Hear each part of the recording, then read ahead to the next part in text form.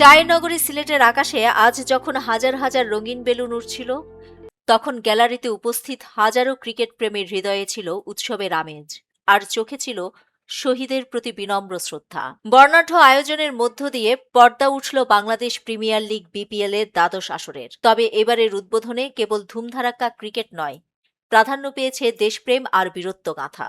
সিলেট আন্তর্জাতিক ক্রিকেট স্টেডিয়ামে আজ শুক্রবার মাঠের লড়াই শুরু হওয়ার আগে নেমে আসে পিনপতন নীরবতা।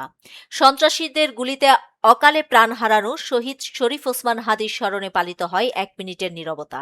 এ সময় ক্যামেরা যখন জায়ান্ট স্ক্রিনে প্যান করছিল, তখন অভিজ্ঞ ব্যাটার মুশফিকুর রহিমকে পরম শ্রদ্ধায় মোনাজাতরত অবস্থায় দেখা যায়।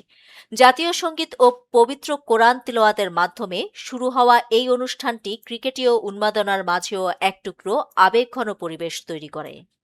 শোকের আবহের পরেই শুরু হয় উৎসবের দ্বিতীয় অধ্যায়। প্রায় 25,000 রঙিন বেলুন নীল আকাশে উড়িয়ে টুর্নামেন্টের আনুষ্ঠানিক উদ্বোধন ঘোষণা করেন বিসিবি সভাপতি আমিনুল ইসলাম।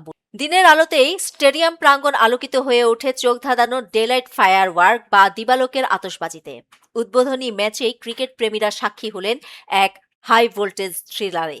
স্বাগতিক ক্রিকেট টাইটান্সের দেওয়া 191 রানের পাহাড়সম লক্ষ্য তাড়া করতে নেমে অধিনায়ক নাজমুল হোসেন শান্তর বিধ্বংসী সেঞ্চুরিতে 8 উইকেটের দাপুটে জয় তুলে নিয়েছিল রাজশাহী ওয়ারিয়র্স।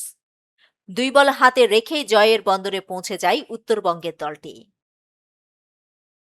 নিউজ ডেস্ক, দৈনিক পূর্বকোণ।